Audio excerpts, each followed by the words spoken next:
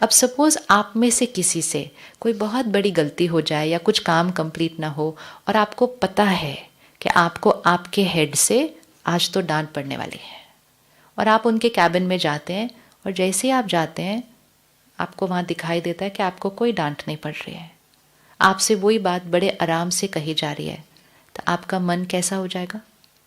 आपने एक्सपेक्ट किया था कि आपको डांट पड़ने वाली आज, लेकिन आपको डांट नहीं पड़ी, तो what will you feel inside? दुआएं मिल गई ना उस सामने वाले को। हम सारा दिन में हर कर्म से या तो दुआएं कमा रहे हैं या फिर दुआओं का ऑपोजिट दर्द कमा रहे हैं। दुआएं सिर्फ वो नहीं होती जो कहीं सेवा की, कोई चैरिटी किया तो वो कमाया। दुआएं मतलब मैंने जो किया उसके रिटर्न में ब्लैक वाली एनर्जी आ रही है या वाइट वाली एनर्जी आ रही है मेरे पास।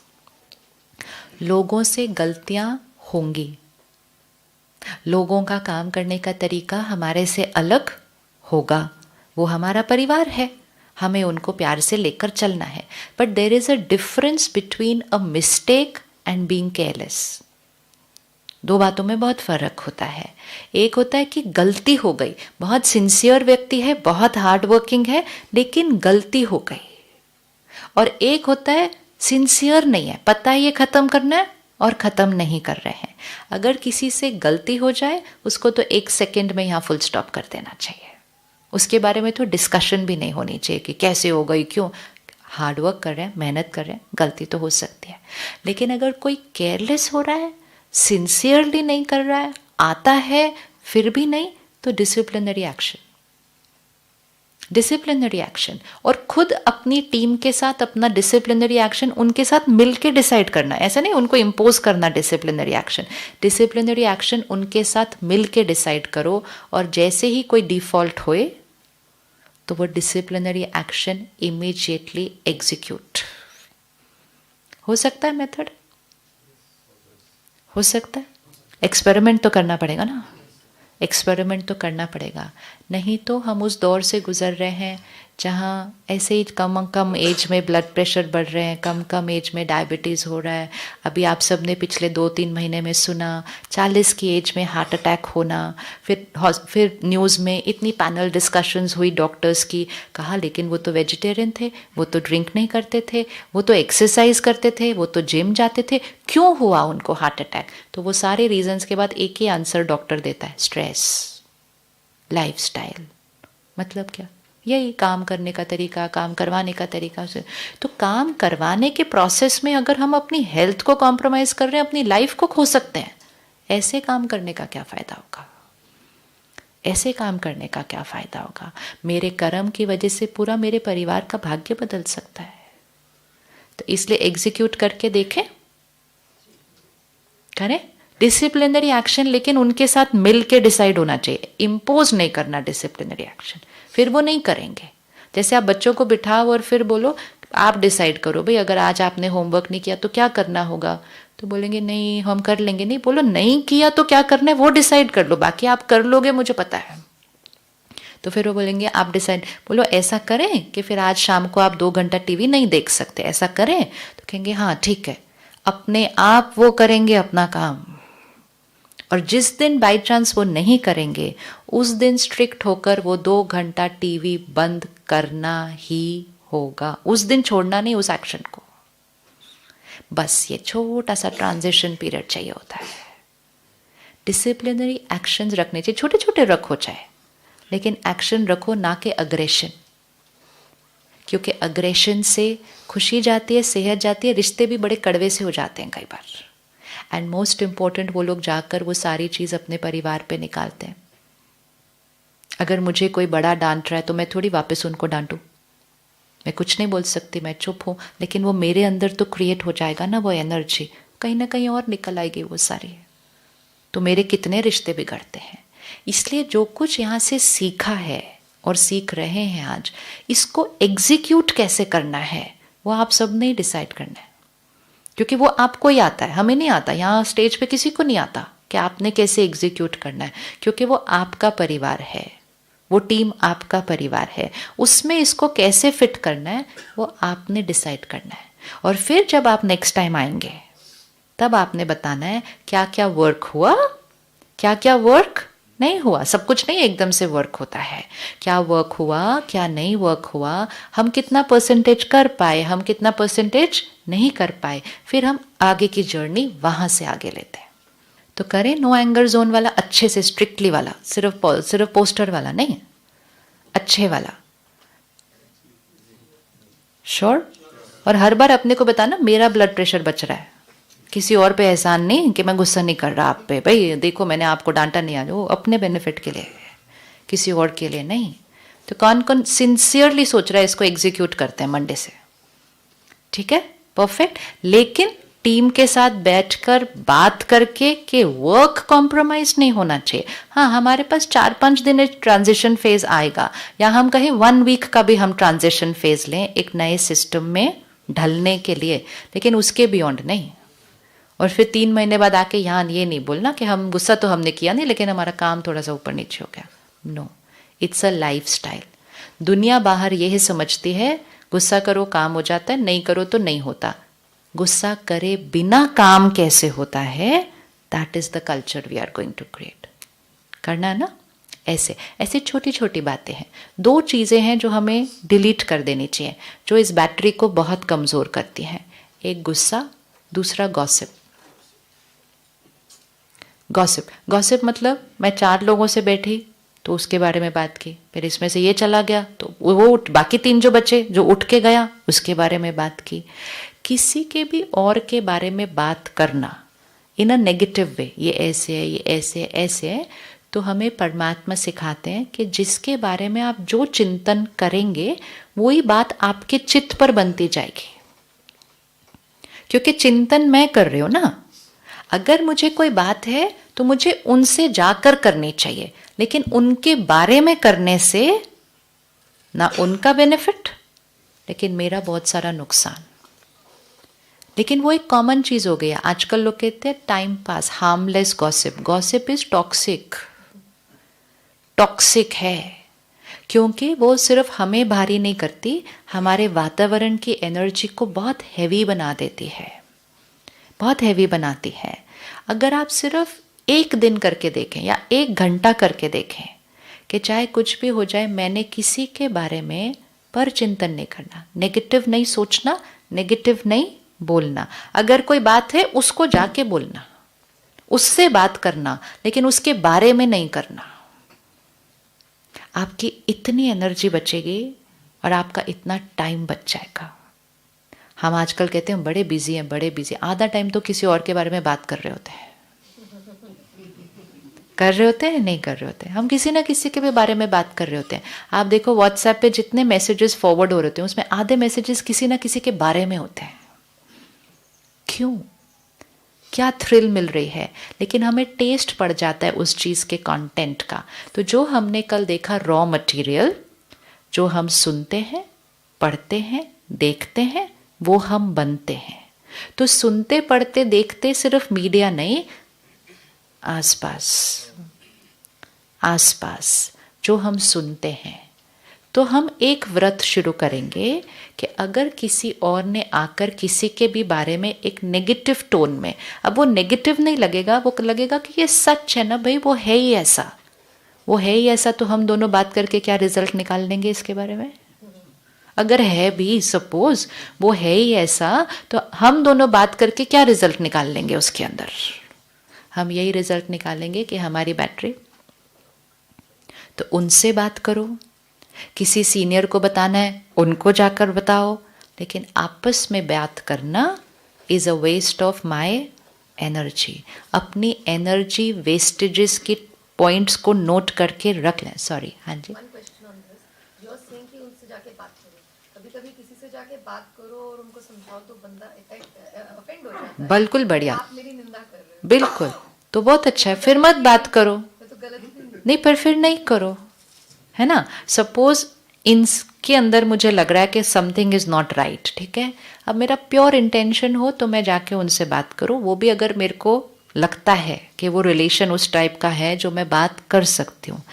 लेकिन अगर मैं आपसे आकर बात करूँ उसके बारे में, एंड हम 10-15 मिनट तो ऐसे ही बात कर सकते हैं किसी के बारे में, हमने क्या कर दिया उस 10-15 मिनट के अंदर? I agree. बट उस 10-15 मिनट का इफेक्ट क्या होगा? मेरी एनर्जी डिप्लीट, फिर मैंने आपको सुनाया तो आपके भी चित्त पर रख दिया, मतलब यहाँ जो था वो उठाया, आपके भी चित्त पर रख दिया। अब जितनी देर हम दोनों ने बात की, वो ब्लैक एनर्जी किसकी तरफ जाने वाली है? कहाँ जाने वाली है?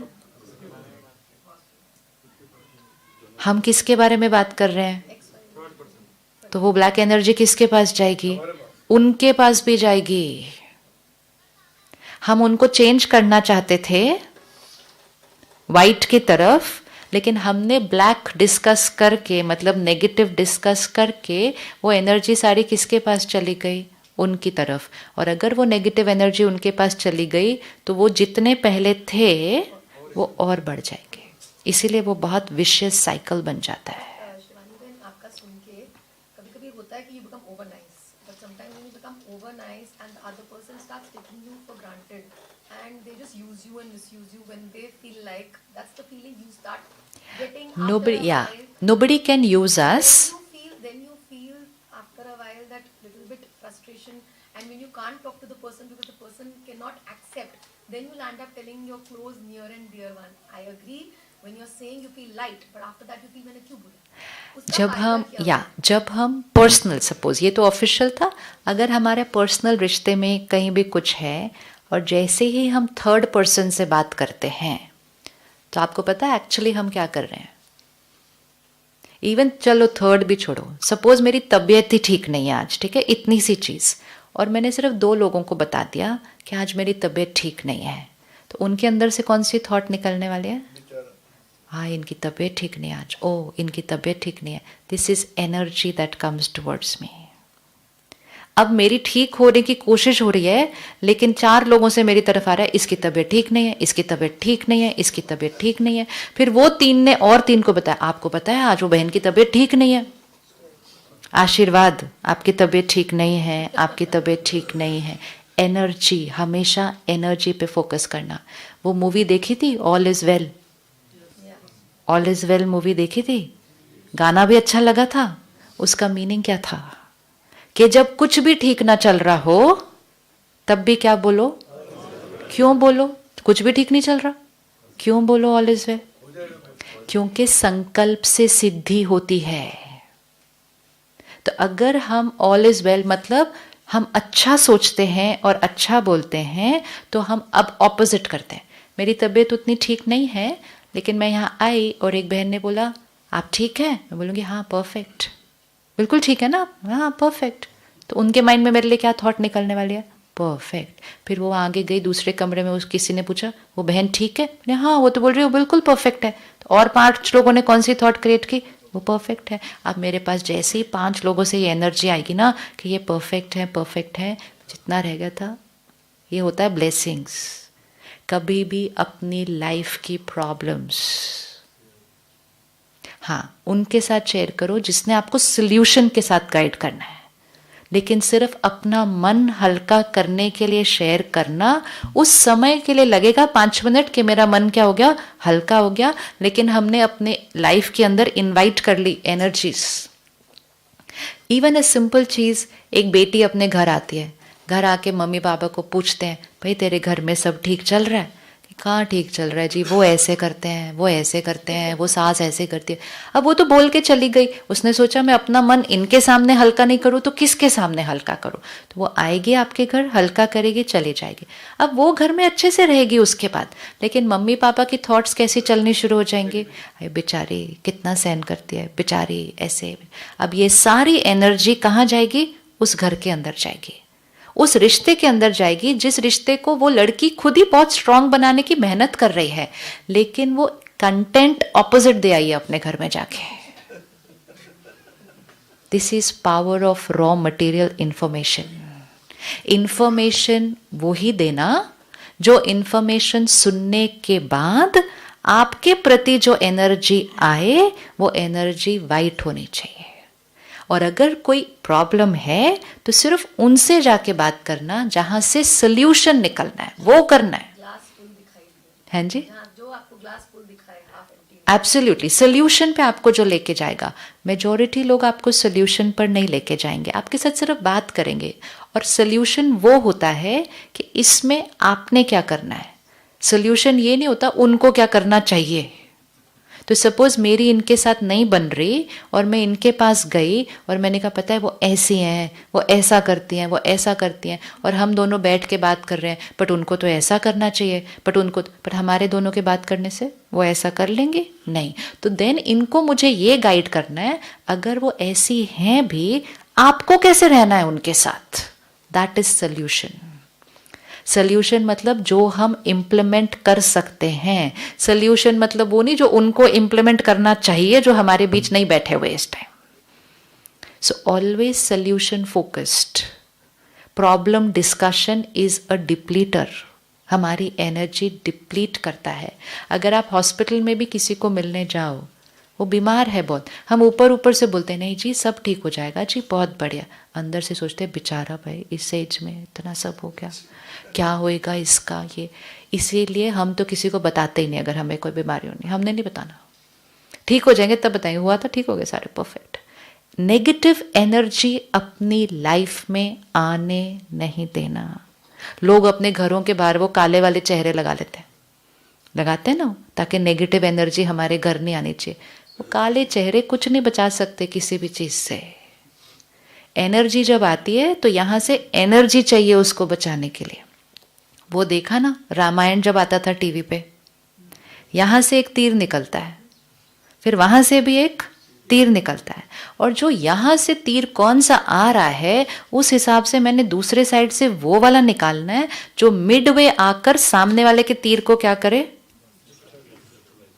तो अगर किसी की वजह से मेरी लाइफ में कोई नेगेटिव एनर्जी आ रही है, मतलब वो मेरे लिए कुछ गलत सोच रहा है, किसी को मेरे से जेलसी है, किसी को मेरे से इनसिक्योरिटी है, कोई मेरी निंदा कर रहा है, वो आ रही है, मुझे यहाँ से उनको इतनी ब्लेसिंग्स भेजनी है कि उनकी वो ब्लैक एनर्जी तो मिडवे क्या हो जाएगी।